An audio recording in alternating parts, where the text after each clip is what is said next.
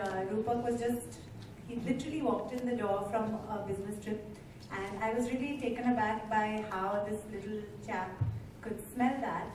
And I wonder, do babies actually have a heightened sense of smell, perhaps because they're not yet speaking as much as adults, and they're not yet using their other senses perhaps as much yet? Yes, I agree. This, as research says that even before the baby is born, the sense of smell is already started working. And the moment the baby is out, the first thing that the baby does among all the other senses is start to use the sense of smell to properly understand the environment around it and to understand whether it's a safe environment or not. So this is perfectly fine that as we grow on, this is the sense which we keep remembering. So for a child to remember a father or a mother by smell is perfectly normal, and I think it's a really unique sense of smell that we all of us have, but we don't really recognize it and appreciate it the way we should do it. Thank you. And there's been a lot of debate and discussion on fragranced and non-fragranced bath products.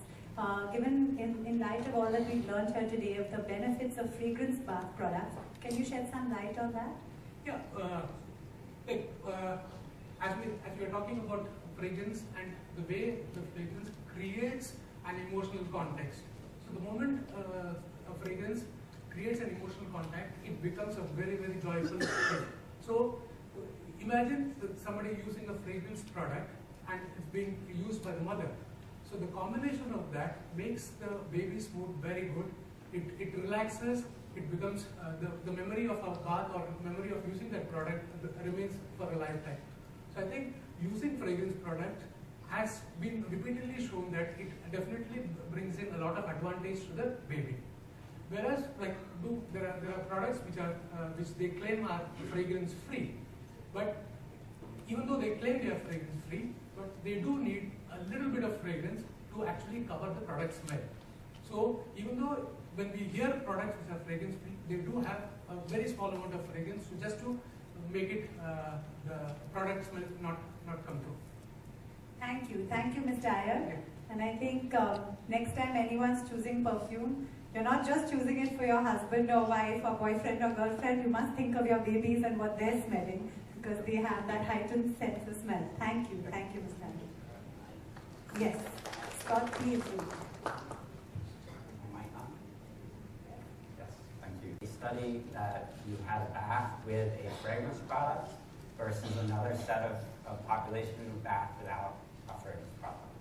And in that research, it showed that the baby that had the fragrance product was 30% more engaged with mom after the bath in a learning activity than the babies that did not have the fragrance product. Additionally, 25% less crying occurred with the baby that had the fragrance product compared to the babies with the unfragrance product. So this is data-based. This is not just intuitive. It's supported by data. Yeah. That for maybe even taken their kids' things and the other way around. I think that happens a lot. So that's lovely to know. Now, this has been really eye-opening. I've learned a lot, but I still have many questions. Anyone who's watched my show knows I always have many questions. So my first question is to Scott. We've seen and heard so much research about how babies have a lot of developmental benefits from the bath. We've also heard a lot about how we as parents enjoy giving our babies baths. Are there any developmental or other benefits to us as parents by giving our babies those baths?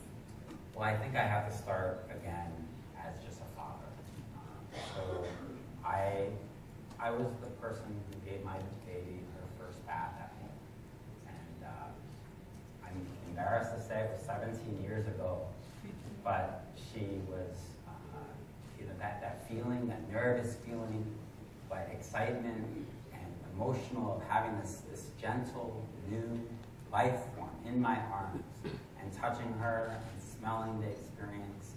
And it was just, to this day, when I smell the top-to-toe fragrance that I got as a gift basket from the Johnson & Johnson China company at the time I was living in China, I still remember that moment. And actually, I come from a mixed family as well. My wife is Chinese, and I had to fight my mother-in-law for the right to bathe my baby, because traditionally in China, it's the mother-in-law that does but that was one of the ones, the few times that I won. So every day after work when I came home, I was the one doing the bath. And I was giving her a bath until my wife was yelling at me, the water's getting too cold, take her out now, because it's such an enjoyable experience.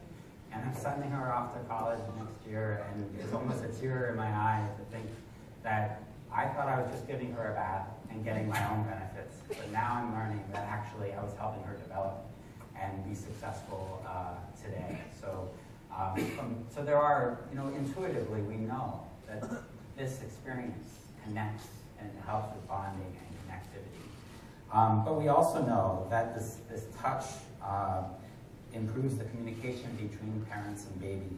And when receiving consistent, repetitive touch and massage from a loving caretaker, infants have been shown to make eye contact, vocalize, and smile more. So again, it's really so much more, not just for the baby, but for the parents. The whole family can enjoy the benefits of this experience during that. That was very interesting. And you mentioned there the cultural differences in giving a bath. And I think India, of course, being so full of cultural, interesting rituals and regimes, I also found when researching for my show that almost every home has a different way of giving a bath. Right from putting the baby on the legs and sitting down and giving a bath like that, to in the bathtub, to splashing about in a pool. So, Ganesh, is there anything you'd like to tell us about the bathing rituals in India? Sure. I think it's something interesting that was thrown up by, which is much higher than the 23% that's globally there. So massage is a critical part of pre-bathing for babies. However, when it comes to, there's 60% of moms who do it, but I'm not sure of what it connects to in terms of brain development. I think Dr. Thomas spoke about that. But when it comes to bathing, moms suddenly forget that touch is still required, it's still important, so that figure drops down even in India. I think in India, bathing, like again, Scott mentioned, it's a shared experience versus some of the more developed markets where it's either the mom or the dad who's essentially the principal partner. In India, grandparents play an important part. Nannies also come as part of the bathing ritual. So again, that's something that's very different.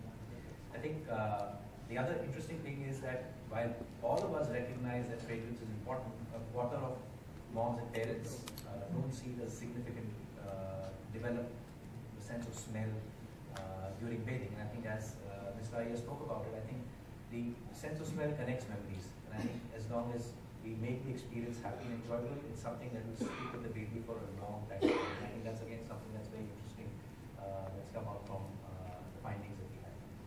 Thank you. And what about how is Johnson & Johnson incorporating all this research in your product development? So I think one of the things that we are very, very passionate about is that we really believe in mom's instincts. I think that's something we never disagree with. I think what we also believe very passionately about is ensuring that our products are scientifically based. So the entire heritage of trust and the fact that professionals also recommend us is based on the entire heritage of science and research that we have. And I think it's evidenced in innovation that we do things like no more tears for babies. It's something that James Johnson started. Or even the top to wash, where actually, I think Dr. Thomas spoke about it, that it actually helps soften the water and actually makes it a more comfortable experience for the baby. So the same way, I think as we learn more about the importance of multi-sensorial experience, the power of senses, being able to use daily rituals to actually help your baby grow in a healthy and happy manner, it's something that we'll be increasingly going on and leveraging to make sure that all our products provide those same solutions and experiences to help the baby grow faster. Can I add? Because this reminds me, so we are a continuously learning organization, right? I mentioned that before. Yes, we have 120 years, but there's always new science that we're taking in. And I'm frankly jealous I was not born in India, because last year we brought nurses over from America to talk to nurses here and midwives here in India. And the power of massage as that pre-bath routine came across. Something again we discussed on our show, which is myths and superstitions and how much is actually based in science. And I think there are certainly a lot of practices that are rooted in science, even though of course along the way some of them have gone into different sort of direction. Thank you for that, Scott and Ganesh. And Scott, what's next in the area of healthy baby development? Is there any more research underway to further understand the role of sensorial stimulation? Thank you all the panelists for really, really interesting insights into giving a bath, into how bath time is so much more. I'm really excited to go back and bathe my babies. I'll wait till the evening for that. I think the key takeaways that we've had today is that touch and smell are important in baby's development. Another big takeout is that a ritual like bath time can be so much more, and that Johnson's is committed to advancing research in the areas of healthy baby development. If you didn't get an opportunity to check out the Senses experience here on my right, please have a try, and also enjoy the bubbles. And now, if anyone has any questions for everyone sitting here on the science behind the senses and how bath time can contribute to happy, healthy baby development, please feel free to ask. Yes?